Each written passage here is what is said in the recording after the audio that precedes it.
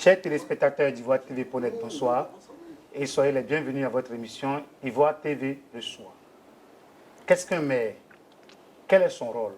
Comment gère-t-il au quotidien ses administrés? Voici autant de questions auxquelles va répondre M. Koni Amadou, maire de la commune du Tanda. Bonjour M. le maire. Bonjour frère.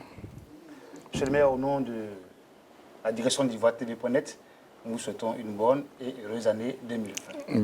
Merci infiniment frère.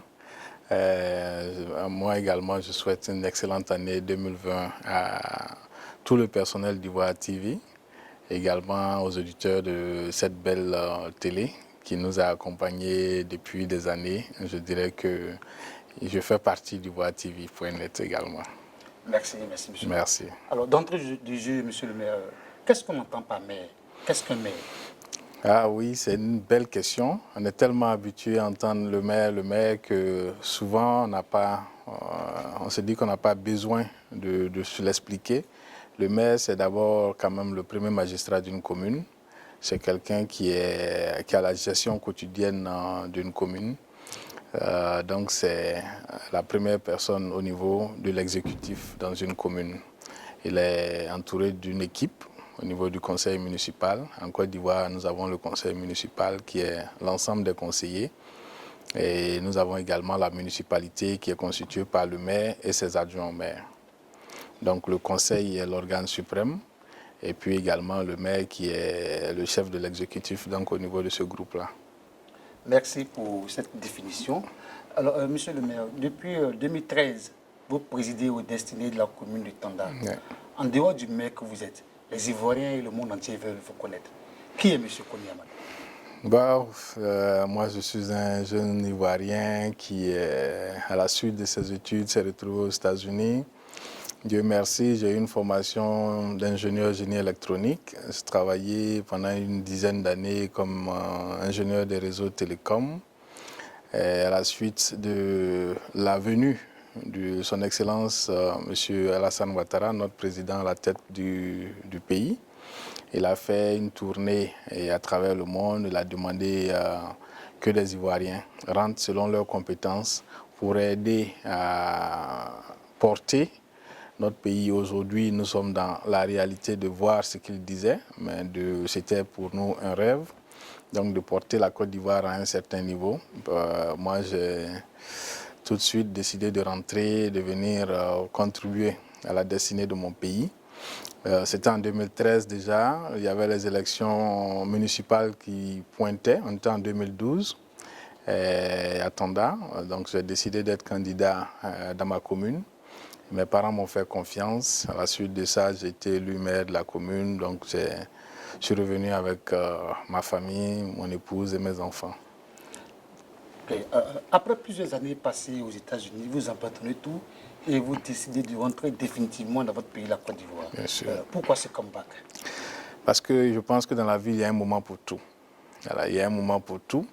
J'étais jeune, il y avait un moment de partir à l'aventure, d'aller apprendre, d'aller comprendre comment ça se passait ailleurs, d'aller savoir. Nous avons fait ce pas-là. Et puis à un moment donné, comme je dis, après les crises que la Côte d'Ivoire connaît, avec les occasions que la Côte d'Ivoire a eues, notamment avec l'arrivée du président Ouattara, nous on s'est dit qu'il fallait venir participer.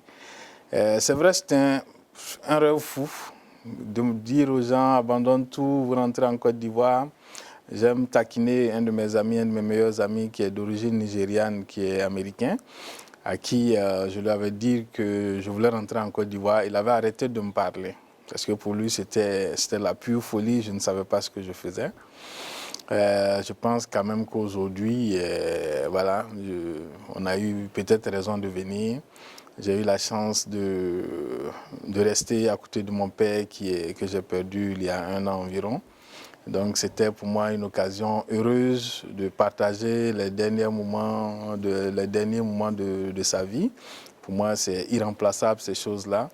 Mes enfants qui sont tous nés aux États-Unis aujourd'hui ont la chance d'apprendre notre culture, d'apprendre quelque chose d'autre, d'apprendre la vie de leur papa, de comprendre d'où il est parti, comment est-ce qu'il est arrivé aux États-Unis. Aujourd'hui, ils voient leur grand-mère, donc ils ont compris que moi-même, je suis né dans des conditions modestes, à Tanda, parce que j'étais un élève assez bon. Je me suis retrouvé sélectionné pour aller aux États-Unis étudier et aujourd'hui avoir la vie que je mène. Donc, c'est des choses qui sont importantes pour eux de comprendre. Et je pense que ce comeback-là, comme on le dit, a permis de réaliser toutes ces choses-là. Aujourd'hui, le petit apport que nous faisons à notre commune à Tanda avec mes partenaires américains qui est aujourd'hui salué, je dirais. Bien sûr, à un certain niveau, je pense quand même que ça valait la peine pour moi de revenir et donc de venir contribuer à mon pays. Alors, ce que nous aimerions savoir, est-ce que ça a été facile quand même pour votre famille, pour votre épouse? Non, ça n'a pas été facile. Mon épouse est américaine. Quand je lui ai dit qu'on venait aux États-Unis, je pense que ce jour-là, notre vie, je dirais en commun, a pris un coup parce qu'elle m'a dit « je te suivrai jusqu'au bout du monde ». Et vraiment, ça m'a... Voilà. Mais elle m'a dit « pourquoi est-ce que tu veux qu'on parte à l'aventure maintenant qu'on a tout et que les voisins mangeaient à notre poubelle ?» Et je lui ai dit « non, on ne partait pas à l'aventure, on retournait au pays, que l'aventure c'était les États-Unis, qu'on revenait en Côte d'Ivoire. » Aujourd'hui, mon épouse va aux États-Unis en vacances, peut-être à peine 2 semaines.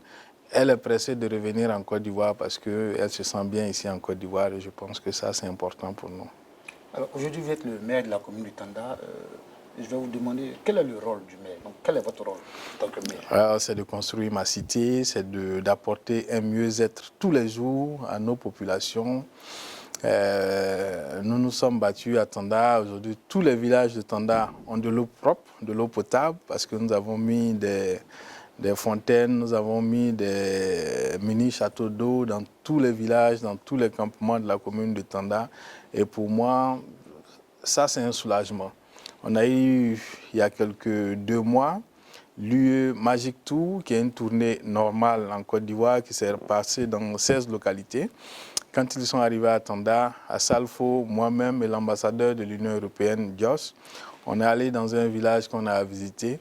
C'était le seul village où il n'y avait pas d'électricité, il n'y avait pas de courant à Tanda, il n'y avait pas d'école. La Fondation Magic System nous a promis de nous donner une école de 6 classes. L'Union européenne a promis d'électrifier le village et des choses qu'ils sont en train de faire. Donc pour moi, apporter ça à ma commune, à ma population, de par nos petites relations, de par nos manières d'être, je pense que c'est important. Apporter une certaine cohésion dans la commune, dans la vie de tous les jours, apporter un certain espoir aux jeunes, parce que ça c'est important. On aime dire aux jeunes que moi, quand je vais faire mes campagnes, ceux qui sont assis à terre devant nous sans les pieds nus, je leur dis, j'étais vous il y a quelques années. Je n'étais pas riche du tout, j'étais comme vous, je luttais comme tout le monde pour ne serait-ce que quotidiennement aller à l'école, souvent sans chaussures aux pieds. Aujourd'hui, je suis devant vous en train de vous parler, ça veut dire que c'est possible pour vous si vous vous mettez à travailler correctement. C'est bien entendu. Monsieur le maire, dès votre retour au pays, vous décidez de vous investir entièrement pour le développement et l'épanouissement de Tanda. D'où votre décision de briguer à la magistrature suprême de la commune. Qu'est-ce qui a motivé cette décision et comment votre candidature a été accueillie par la population de Tanda? Bon, j'ai été élu déjà, ça veut dire que ça a été bien accueilli. Et puis, à Tanda, avant moi, on n'a connu qu'un seul maire qui a fait 28 ans. C'était un grand frère qui a fait un bon travail dans la commune, il a fait ce qu'il pouvait, mais je pense qu'il était temps pour lui de se retirer. Et je sais que 20 ans après, aujourd'hui, les gens vont me dire, monsieur le maire, il est temps pour vous de vous retirer. Donc c'est ce qui s'est passé, on a décidé de partir à ces élections-là. Et puis oui, on avait tous les jeunes de Tanda derrière nous, on avait la population de Tanda qui était engagée derrière nous, parce qu'il faut se dire que quand je faisais campagne encore pour ces élections en 2013, je résidais encore aux États-Unis. Voilà, donc je venais en vacances faire campagne et puis retourner faire mon travail aux États-Unis. Et dans ces conditions-là, nous avons gagné les élections. Pour moi, je pense que c'était quand même important. Et depuis, on a vu aujourd'hui que la population de Tanda est restée scotchée derrière nous, qui nous porte dans le cœur, qui nous porte en prière. Et puis ensemble, on essaie de transformer cette ville-là. Alors, nous avons déjà fait plusieurs tours à Tanda. Bien sûr. Et nous savons que cette commune, cette ville, regorge d'assez de potentialités. Bien sûr. Comment comptez-vous faire profiter la population de ces richesses? Bon, vous savez, une commune comme Tanda, le maire n'a pas à lui tous les pouvoirs pour faire transformer la population. Ce n'est pas possible. Nous sommes dans un cadre plus global où le gouvernement, à travers ses programmes, permet donc à nos populations d'atteindre certains niveaux de développement. Et je pense que nous, aujourd'hui, nos proximités nous permettent de demander au gouvernement donc, de nous accompagner dans ce sens-là. Et je pense que c'est bénéfique pour nos populations de nous mettre dans ces postures-là où on peut accompagner le gouvernement à cela. Pour les téléspectateurs qui viennent de nous prendre en marche, sachez que vous êtes à votre émission Ivoire TV reçoit et nous sommes en entretien avec M. Koné Amadou, maire de la commune de Tanda. Alors, monsieur le maire, vous êtes à votre deuxième mandature. Qu'est-ce qui a milité en votre faveur pour ce deuxième mandat à la tête de la commune de Tanda? Merci beaucoup. Je pense quand même que, modestement, on va dire que c'est ce que nous avons commencé déjà avec la population. La population de Tanda nous a fait confiance. On a vu l'engagement de la population derrière notre candidature pour le deuxième mandat. C'est vrai, on a aussi été sélectionné par notre groupement politique. Mais je pense quand même que toutes les actions que nous avons posées à Tanda depuis notre arrivée, je peux dire, il y a eu l'assentiment de la population de Tanda et puis les parents nous ont demandé de continuer. Donc, quelles sont ces actions que vous avez posées? Comme j'aime le dire, quand je suis arrivé, moi je suis un pur produit de l'école. Voilà. Moi, je n'ai jamais pensé faire de la politique dans ma vie.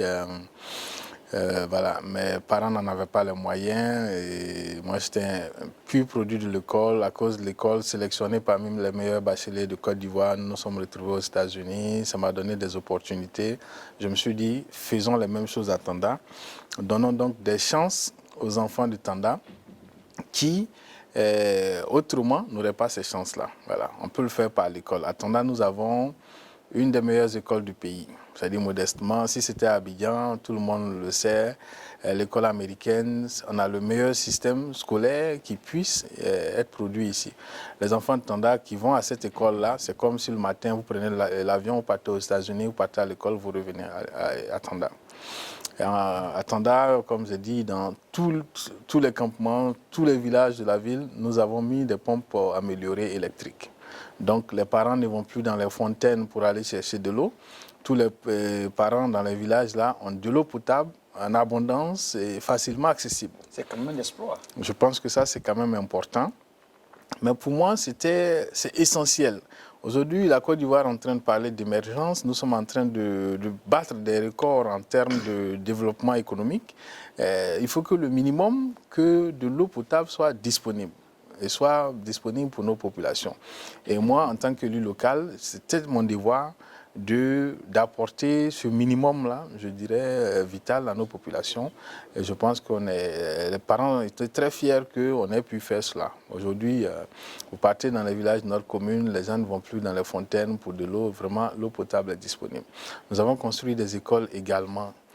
Et pratiquement dans tous les villages où il n'y en avait pas. Donc, comme l'exemple que j'ai pris, le seul campement qui n'avait pas d'école, parce que c'était vraiment un petit campement où les enfants marchaient 3 km pour venir dans le village voisin pour aller à l'école. Grâce à la magie donc, de la Fondation Magic System avec nos frères du groupe Magic System, ils ont promis de mettre une école là-bas. Donc, ils sont en train de mettre une école là-bas. Et donc, ça va permettre à ces enfants également d'être soulagés. Je pense que quand toutes ces actions sont mises ensemble, nos parents pensent qu'il y a du changement palpable. Aujourd'hui, avec le programme du gouvernement, le PS-Gouv, le gouvernement veut aller plus loin dans les actions sociales, apporter de l'eau potable, apporter des centres de santé, apporter des salles de classe là où il n'y a pas. Et, je pense que nous allons chercher à profiter au maximum de cette situation-là auprès du gouvernement pour que nos populations de Tanda puissent être mieux loties. Quoi de plus normal? Bien sûr. Monsieur le maire, la gestion quotidienne de plusieurs groupes de personnes ne doit pas être chose facile. C'est sûr. Comment arrivez-vous à solutionner les problèmes de la population? On ne peut pas solutionner tous les problèmes de la population, c'est être prétentieux. Et moi, à Tanda, j'aime dire à mes parents que je ne ferai pas de la politique avec eux. Ça veut dire que ce qui n'est pas possible, je ne veux pas le leur promettre. connaissent mes limites, ils savent mes capacités. Je ne veux pas avoir de la prétention pour faire de la politique politicienne avec eux.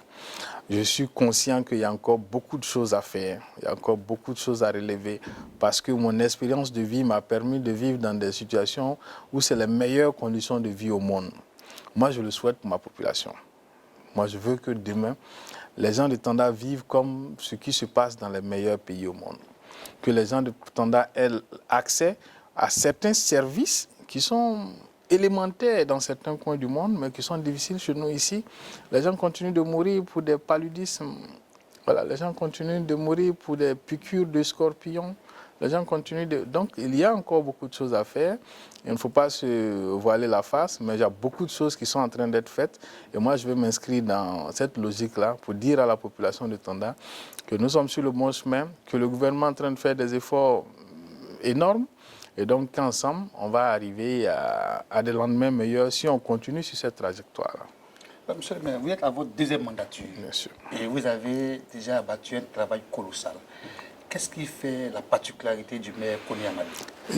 J'ai eu des partenaires qui ont décidé de m'aider. Mes partenaires américains, quand ils sont arrivés à la Tanda en 2014 avec moi, ils ont dit quand on va regarder la carte de la Côte d'Ivoire, on va voir un point lumineux. Ce point-là, ce sera Tanda. C'est ce que nous sommes en train de faire. On n'est pas encore peut-être à ce niveau-là, mais sur le plan de l'engagement, je pense qu'on est sur cette voie. Nous sommes engagés à faire de notre cité une cité d'excellence. Nous sommes engagés. Aujourd'hui, ce que nous recevons pour Tanda, par exemple les fauteuils roulants pour personnes handicapées, nous les donnons un peu partout en Côte d'Ivoire aujourd'hui. La plupart des fauteuils que vous verrez en Côte d'Ivoire pour les personnes en situation de handicap sont venus par nos biais ou bien sont distribués par nous-mêmes. Donc pour moi, ça c'est énorme. Nous faisons des opérations à l'heure où je vous parle, présentement en février. Nos équipes sont arrivées seulement dimanche dernier. Nos équipes sont allées à Doropo où il y a encore des difficultés d'accès aux soins de santé. Vous êtes au-delà de votre commune? Nous sommes au-delà de notre commune. On fait des opérations, on l'a fait à Korogo, on l'a fait à Yopougon, on l'a fait à Katiola. On le fait un peu partout, selon les moyens qui seront mis à notre disposition. Oui, très souvent, nous avons des partenariats. Nous avons le Premier ministre Amadou Gon qui nous a soutenus, qui nous a aidés très souvent. Donc, on le fait, mais pour dire que déjà, cette expertise-là qui nous vient en aide au niveau de Tanda aujourd'hui, peut se déporter dans plusieurs autres localités pour apporter un mieux-être à nos populations. Et je pense que pour moi, en termes de contribution à l'État, c'est une bonne chose. Alors, à vous entendre, monsieur le maire, on a véritablement l'impression que vous voulez faire de Tanda une ville du rêve. Quels sont donc vos projets pour atteindre ce but? Pour moi, c'est un plaidoyer pour le gouvernement de Côte d'Ivoire. Nous avons eu la chance d'avoir le président Ouattara, qui est ce grand homme qu'on connaît aujourd'hui, peut-être qu'on va regretter demain. Mais une chose que nous devons continuer de faire, que les gouvernants doivent continuer de faire, c'est de pousser à la décentralisation. Pour moi, la décentralisation, c'est quoi? La décentralisation, c'est de prendre ce qui est bien pour la Côte d'Ivoire et l'envoyer un peu partout en Côte d'Ivoire. C'est aussi simple que ça. C'est de permettre aux enfants qui sont à Zouenoula, les enfants qui sont à Danané, qui sont à Touba, d'avoir accès à ce à quoi les gens d'Abidjan ont accès. C'est ça la décentralisation. Aujourd'hui, nous avons un budget. Le président Alassane M le dit, en termes de macroéconomie, le travail est déjà fait. Donc, il nous revient, nous, gouvernants locaux, gouvernants publics, de se mettre ensemble, de dire il faut maintenant passer à une étape où il y a véritablement la décentralisation. À un moment donné, oui, on dit que certains maires n'étaient pas à niveau pour gérer les choses localement, pour comprendre les choses. Mais aujourd'hui, tous les grands ministres du gouvernement de Côte d'Ivoire sont maires. Donc, cette rhétorique-là ne tient plus. Il faut qu'on permette donc aux maires et aux gouvernements locaux d'avoir les moyens pour que les questions d'école, les questions de santé ne soient plus des questions qui sont traitées en centrale à Abidjan, mais que localement on trouve des solutions. Des questions d'eau potable. Quand un ministre se déplace pour aller mettre une pompe villageoise en marche quelque part, il y a une déconnexion quelque part. Donc il faut permettre donc aujourd'hui, avec l'effort qui est fait en centrale par le gouvernement, donc de permettre de produire les résultats de ces efforts-là sur l'ensemble du territoire et donc faire la décentralisation. Quand on va arriver à faire cela, je pense que la Côte d'Ivoire va mieux se porter. Alors, monsieur le maire, au-delà de votre fonction de maire, vous êtes aussi directeur du cabinet du secrétariat d'État au renforcement des capacités. Bien sûr. Ces tout attributs vous permettent de gérer la commune du Tanda de façon efficiente? Oui, je suis en apprentissage ici. Vous savez, le secrétariat d'État au renforcement des capacités est un ministère transversal. Nous faisons du renforcement des capacités pour le secteur public, donc pour tous les autres ministères, pour toutes les autres institutions, pour le secteur privé et pour la société civile. Donc c'est un ministère clé. Moi, je suis heureux d'avoir la confiance du président de la République. C'est la première fois d'ailleurs que lui-même il a dit qu'il nommait les directeurs de cabinet pour permettre au ministre d'être un peu plus libre de faire de la politique. Et donc, il a décidé de m'envoyer ici, qui est un ministère essentiel, un ministère clé. Donc, moi, je me considère comme un apprenti, comme un apprenant, comme quelqu'un qui veut comprendre le fonctionnement des institutions, qui veut comprendre le fonctionnement de l'administration et voir comment nos petites contributions peuvent faire avancer le grand ensemble qui est la Côte d'Ivoire. Est-ce que cela n'aura pas un impact sur votre gestion? Un impact, je dirais, à deux sens. Oui, non, parce que plus on apprend, mieux on s'améliore pour pouvoir servir à Tanda. En termes de timing, c'est vrai qu'on a peut-être moins de temps à consacrer, mais vous comprenez, vous convenez également avec moi que la plupart des maires à l'intérieur ne vivent pas forcément dans leur commune. On a ce qu'on appelle des maires résidents, et donc nous, on a plus de compréhension, plus d'aptitude à accompagner ces gens-là, donc à développer les idées que nous avons ensemble pour faire avancer nos communes. Monsieur le maire, après de nombreuses années bien fructueuses aux États-Unis d'Amérique, vous décidez de tout abandonner au pays de Long Sam pour apporter votre expertise au développement de votre ville Tanda et de la Côte d'Ivoire. Quel message pour toute la diaspora ivoirienne à travers le monde, quand on sait que certains veulent retourner investir au pays, mais manquent certainement d'orientation ou hésitent simplement? Bien sûr. Merci beaucoup. D'abord, je souhaite à toute la diaspora ivoirienne une excellente année 2020.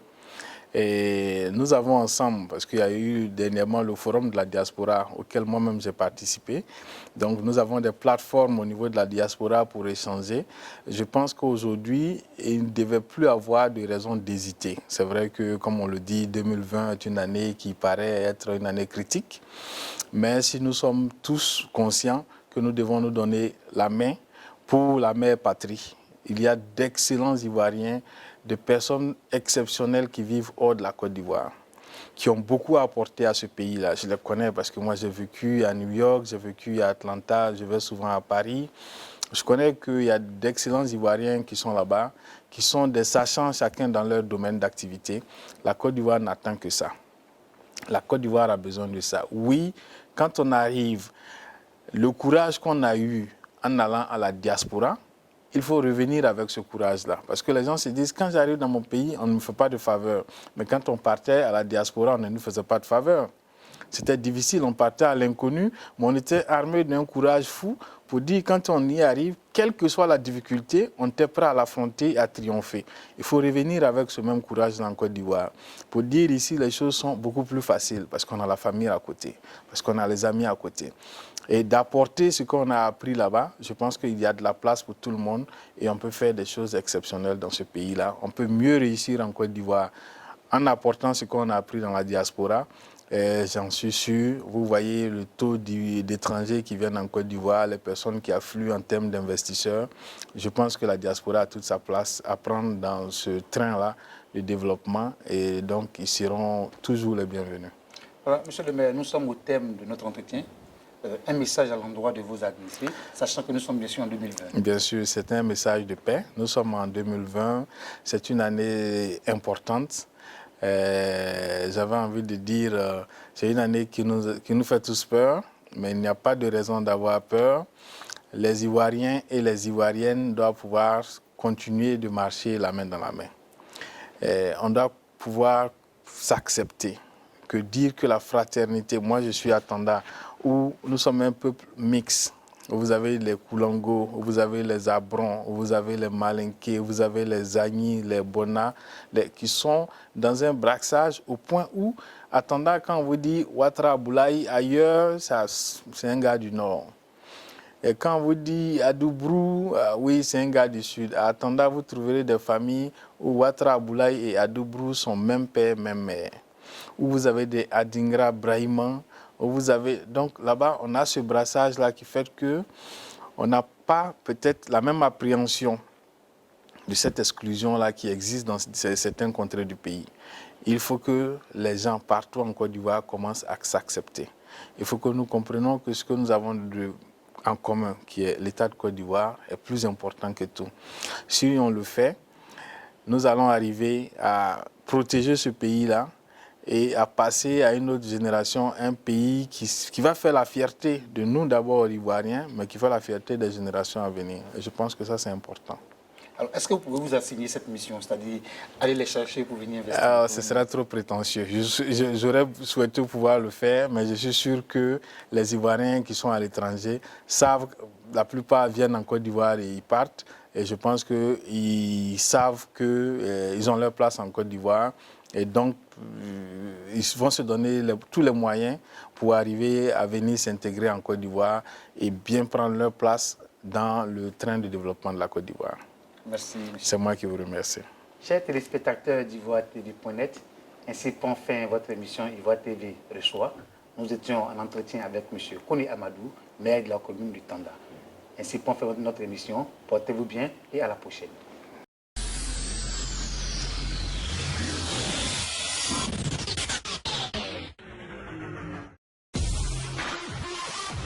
Vous avez découvert ici. Que vous avez découvert Ivoire TV. Ivoire TV.